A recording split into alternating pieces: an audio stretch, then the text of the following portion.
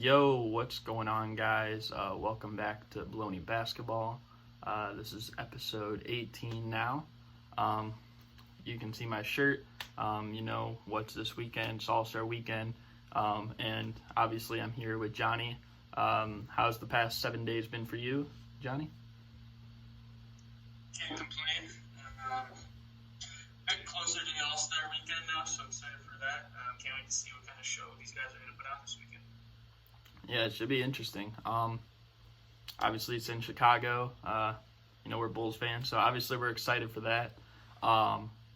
But we do have some other things to talk about before we get into the All-Star stuff. So, first of all, this past week, a really big game actually between the Portland Trail Blazers and the Utah Jazz. Very controversial at the very end. Rudy Gobert, it was a clear goaltend. I'm sure Jazz fans can't even defend that. But they couldn't review it because they didn't call it. And Portland, they're a team fighting for the 8th seed. And now just the other night, they played the Grizzlies, who has the 8th seed right now. Damian Lillard got hurt. He's probably going to miss some time. I'll give a quick shout out to Devin Booker for, being the replacement, being an all-star for the first time. What do you think of the Trailblazers, the situation that they're in right now, and what do you think about Devin Booker being an all-star?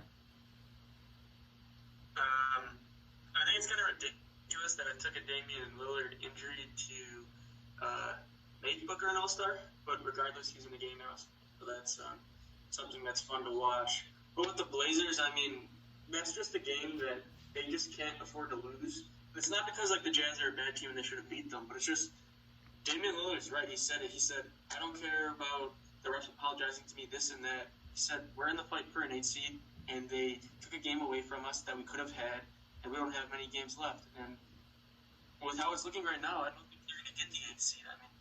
You got Memphis playing well, you got San Antonio ahead of them, and you have the Pelicans playing well lately. So I don't think that they're going to end up getting the 8 seed. Yeah, that game was really huge, and it probably wouldn't seem as bad if the Blazers at least won yesterday against the Grizzlies, and the game before too, where they were actually winning until the third quarter, and fourth quarter, really just complete second half. They got destroyed by Zion and the Pelicans. So those are games you got to beat teams like the Pelicans and the Grizzlies. I know they're injured. I know they're kind of dealing with a bunch of tough times with the injuries. Players are supposed to be coming back, but they really haven't, Nurkic and Zach Collins. So we don't know when they're going to be back, if they're going to be back. But yeah, I said, you said, basically, shouldn't have taken really a Damian Lillard injury for Devin Booker to be an all-star. But if I had to pick, they do play the Grizzlies 2 more times, and they're both in Portland. And Portland, I believe they're 6 games over 500 at home, even with the injuries that they've had this year and the revolving pieces being added and lost. So I think if they win those games, those are huge. Then they just have to make up, I believe, 2 more games on the Grizzlies, who are going to be going through a tough stretch here. So it's definitely going to take a few more impressive wins from the Grizzlies and a few more disappointing losses from the Blazers. At least that's what I think. Yeah, no, I don't think you could have said that any better. And a lot of it, I'm not quite sure exactly what the Grizzlies are going to play again, but a lot of it is going to depend on if Dame's healthy to play.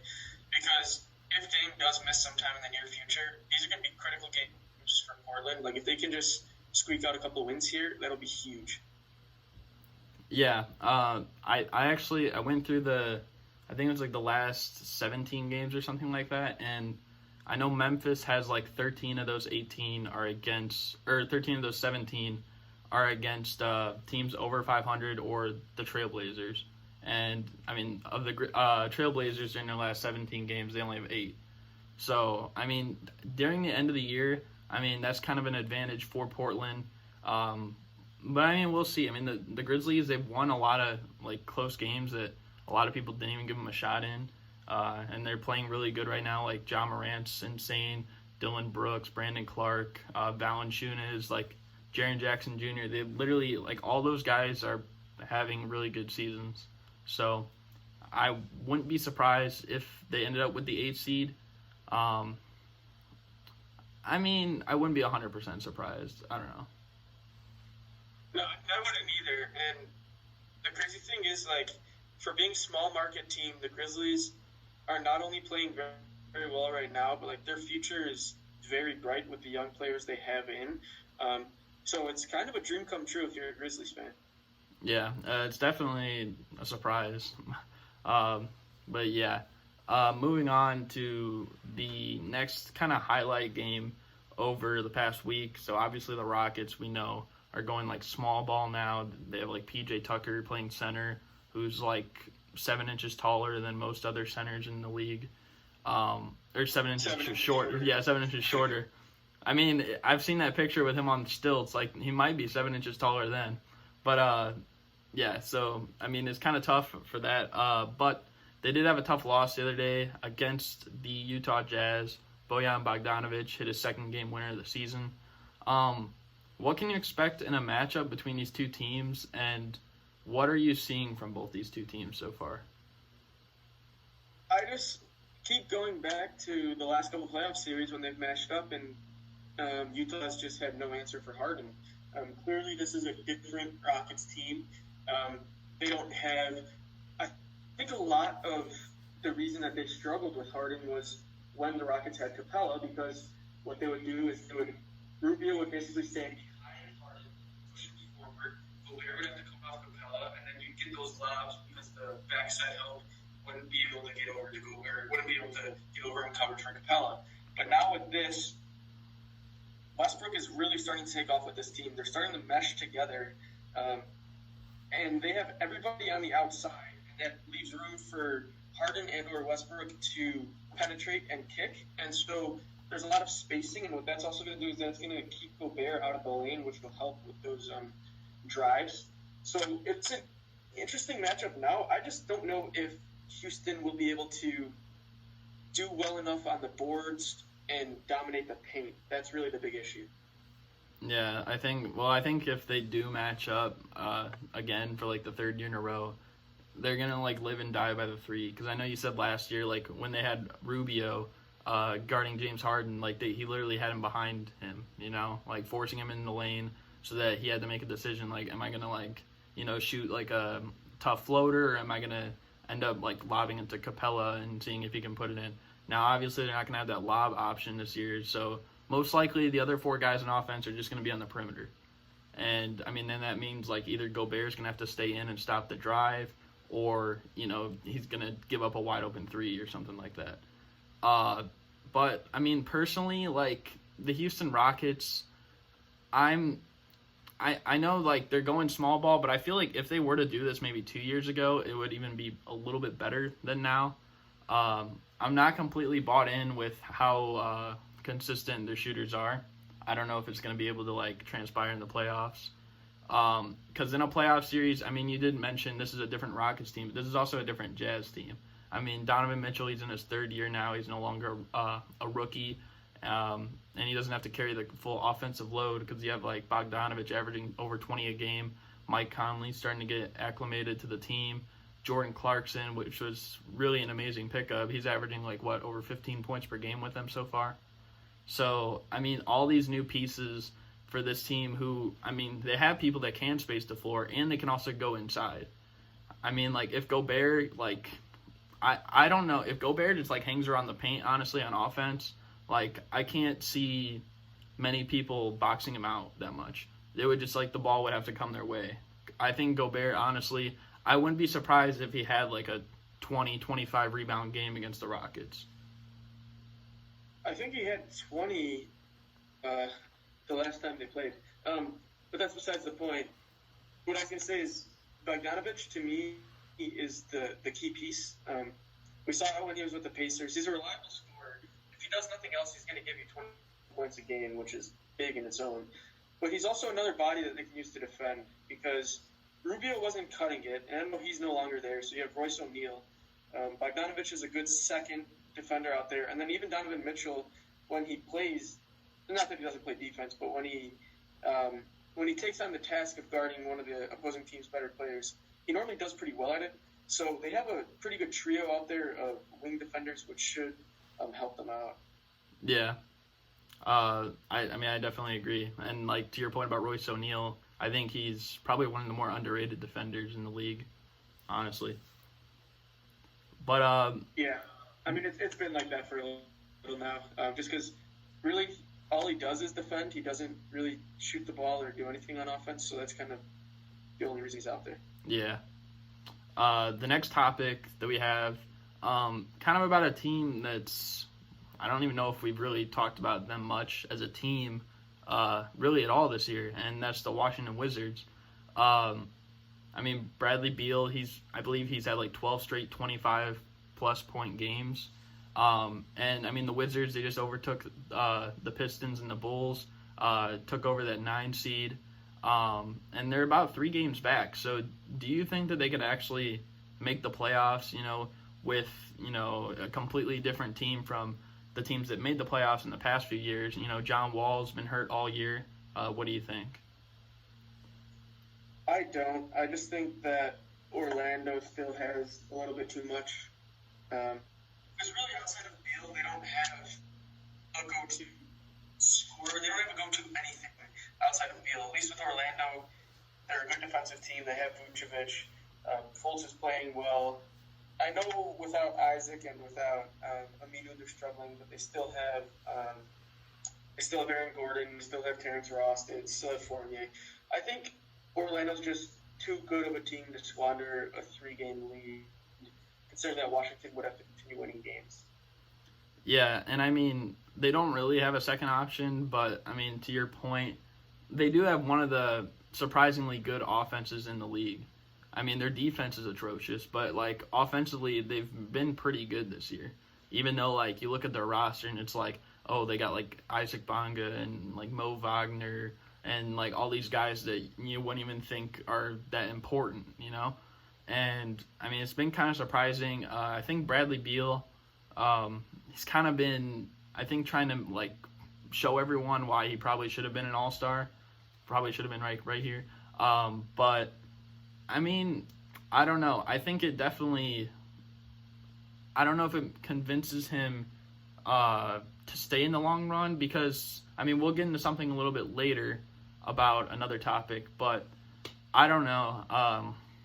It's going to be really interesting. I think the Wizards, I know we mentioned like teams, I think the first episode of teams that we were interested in looking forward to watching this year.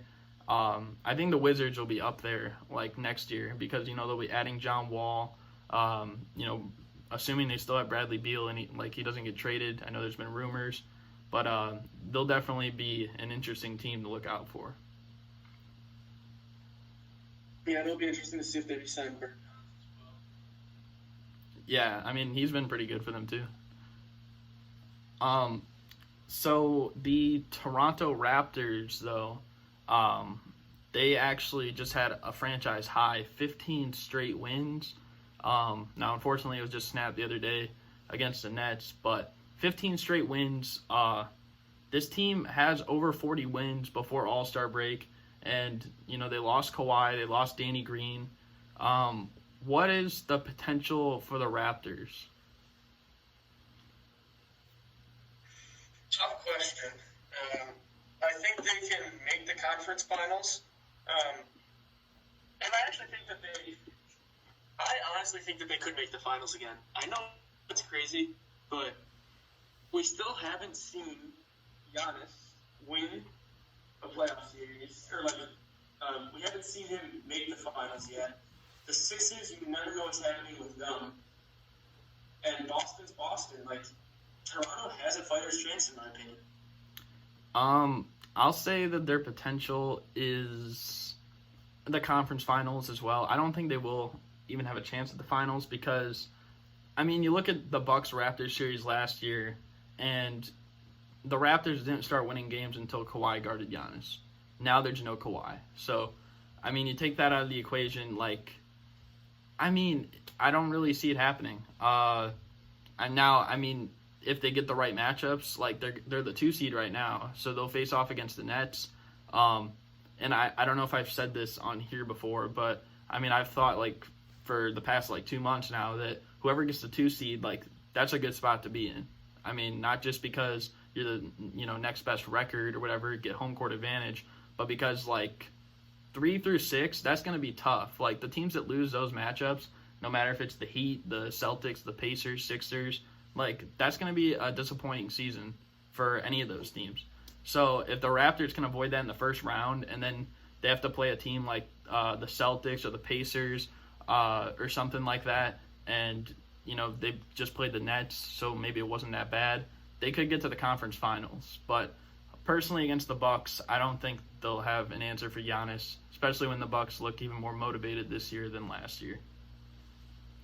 Well, and once the first round is over, like everything's just going to be ultra competitive, like you said.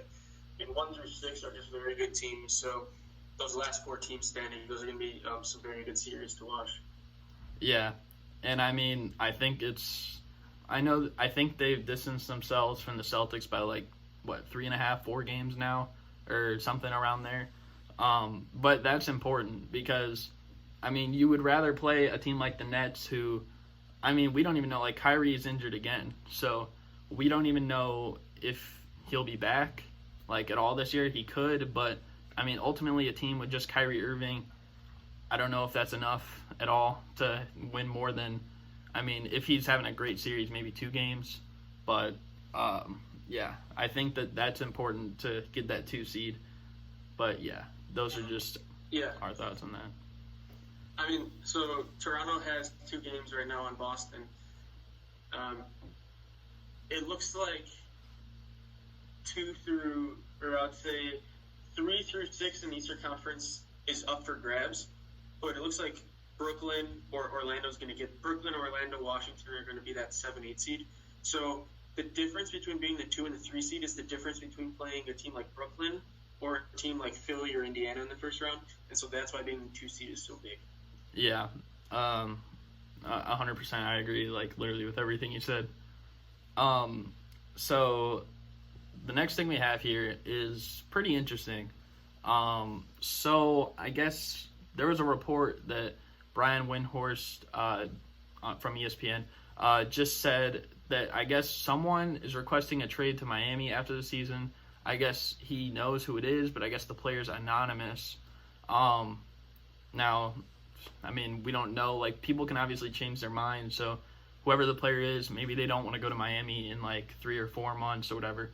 But I guess many people believe that this is either Bradley Beal or Joel Embiid after, the recent like stuff that's been going on, like shushing his own home fans and, just kind of the dysfunction in the locker room. Do you think it's either of these guys that he's talking about? And how much better, like, can the Heat get? How much better can who get? I'm sorry. The Heat. Oh, I mean, the Heat have a ton of room. If you just look, so they're a big market team. They have a great core of young players. People like to be in Miami. It's good weather, good franchise to play for. People like Pat Riley. So you have that. And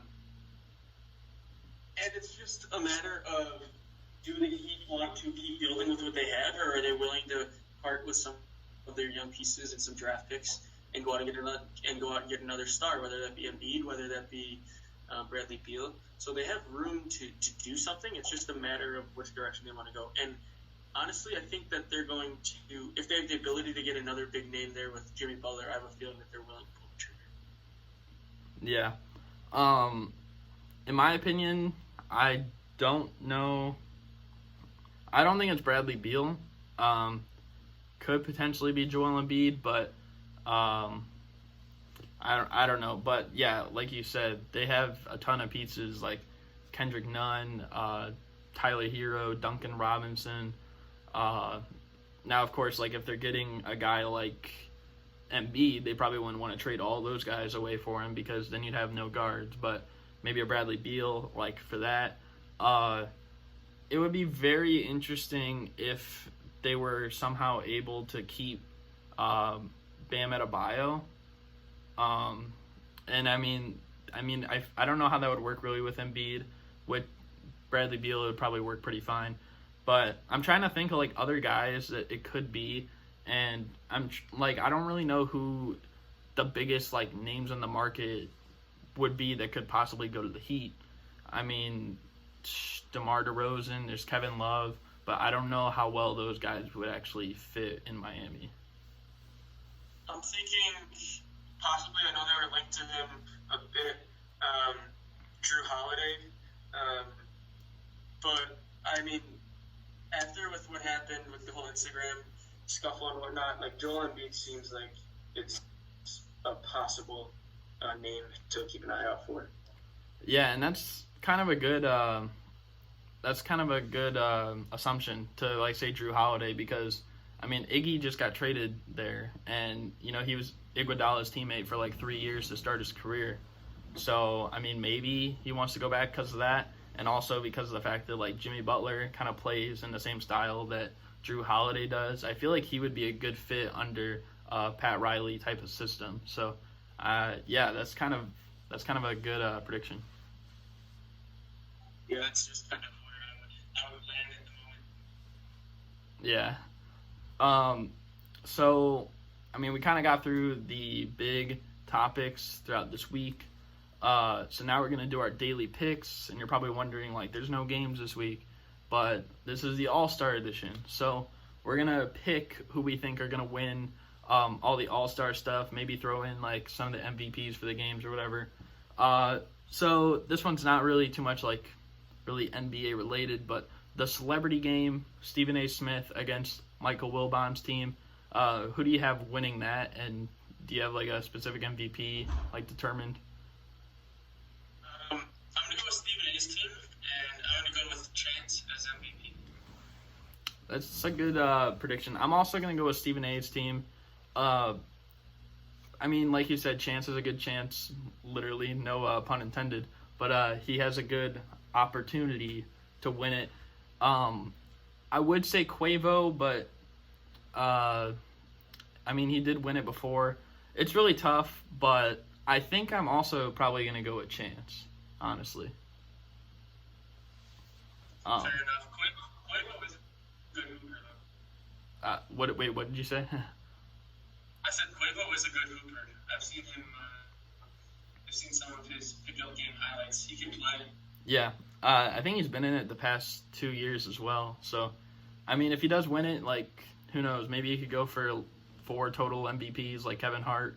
But I don't know if he'll be playing for that necessarily. But the next game that we have is the Rising Stars Challenge. Team USA against Team World. Who do you have winning, and do you have an MVP for this game? I have Team USA winning. Let me get back with who I had the MVP of the roster one more time. Let's go with Ja. Ja Morant. Yeah. It's a pretty good prediction. I mean, you can't go wrong really with any of these guys. It all just depends on, I mean, who's feeling it that night, I guess. I feel like the Rising Stars Challenge doesn't necessarily, not like the All-Star Game in a sense, but they kind of try to get like everybody to play roughly around the same amount. All-Star Game, usually it's like the starters end up playing the most, and the bench guys like play kind of like bench minutes, but not like, you know, third stringers. But on to my pick for the Rising Stars. I also have Team USA winning. My Rising Stars MVP, I'm going to go with Tyler Hero. I think he's going to have a really good game.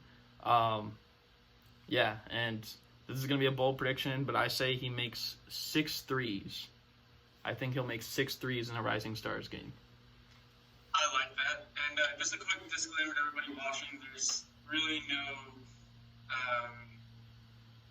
skill, there's nothing we're basing this off of. It's kind of just, you guys know All-Star Weekend is just something fun. Everybody sits around and watches it. So there's really nothing behind our guesses. We're kind of just going with what our gut says. Yeah, I mean, like, in the end, like, all these guys, they're in these events for a reason. So, I mean, realistically, all of them are, like, great at whatever they're doing. So, I mean, there's no wrong answer. It's just, like, whatever we're feeling at the time, I guess. But on to All-Star Saturday, So we start off with the skills challenge. Who do you have winning that one? I'm going with Spencer Dinwiddie. That's a good pick. I was thinking about Dinwiddie, but then I realized, he has won before, and I'm trying to think maybe someone new is going to win this year. So I'm taking Spicy P, Pascal Siakam. Yeah, the big guys are actually quite interesting. When I was looking through them between Adebayo, Siakam, I think both of them have a good shot. I think Adebayo, he's a pretty good passer for a big man. I think he'll do really good at that part. Sabonis, I don't know really too much about the handles. I feel like that might get him. I wouldn't be surprised if he. I don't want to diss Sabonis, but I wouldn't be surprised if he pulled a DeMarcus Cousins a few years ago, where he took 2 dribbles and went off his foot or whatever in the crowd. Yeah, that's a good point. I forgot that Sabonis was on the list. I should have just stuck with, I think Adebayo and Siakam both have a good chance. Yeah, I think Siakam probably has the best all-around skills of the big men. And who knows? It's all kind of random. So on to the 3-point contest. We had the 7 original people. And then, obviously, Damian Lillard's being replaced by Devin Booker in this as well. So, who do you have winning the 3-point contest? I like Booker in this one. I think the 3-point contest is the hardest one for me to choose because everybody on the list is just a pure 3-point shooter.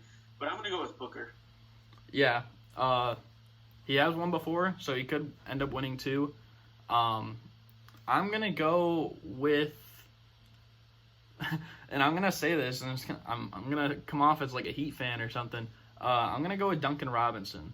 I think he's had a lot of crazy shooting games this year, but I wouldn't be surprised. Devin Booker won it. I wouldn't be surprised if Joe Harris went back to back. Devontae Graham has a really good chance at winning it. So I don't know, but I think I'm gonna stick with Duncan Robinson. I think.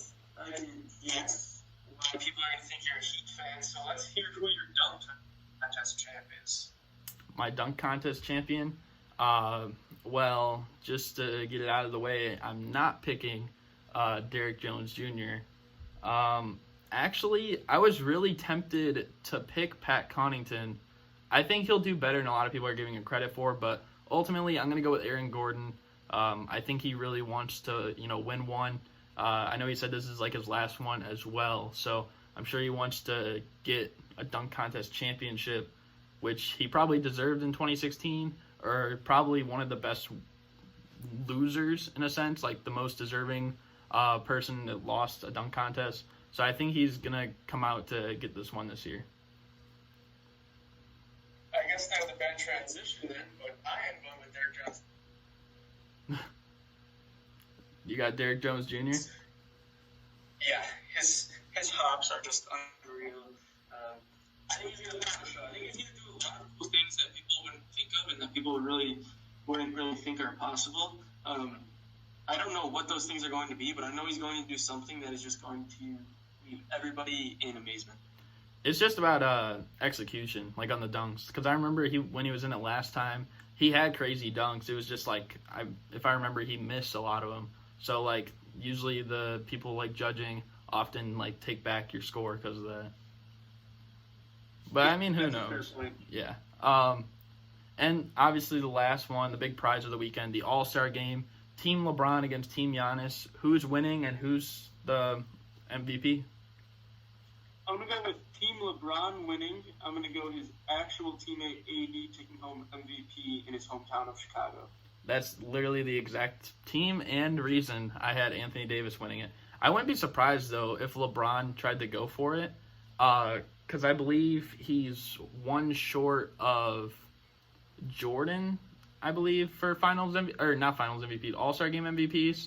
So, to get it in the town that Jordan ruled for 15 seasons, that would be kind of great for him. But I think Anthony Davis is going to get it. Last time it was in somewhere that was kind of his home field or had home court advantage was 2017 in New Orleans, and he won it there. And he won after the All-Star Game too by getting DeMarcus Cousins in a trade. But so that's just my pick. that's kind of going to do it, really, for us. Do you have anything you wanted to say at the end, Johnny? Yeah, I was just going to say a little bit more with the whole AD thing. I know that when LeBron picked his team, his reasoning for picking AD first wasn't because he's his teammate, but because it's in his hometown. So I think it's pretty common that when a player plays in his hometown, that team tries to kind of feed him more shots, give him more opportunities, and just try to help him win MVP. All I'm saying is that when the fans start cheering, like, come to Chicago, like, somewhere in the game, like, hopefully he's like, you know what, like, yeah, I'll interest that a little bit. Like, yeah, maybe I should go to Chicago, go to the Bulls. But, yeah, that's just, like, kind of me joking around. Probably won't happen. It would be funny, though. But, yeah. Yeah, let's not get our hopes up. Yeah, it's whatever, but I hope you guys enjoyed this episode. We'll be back next week.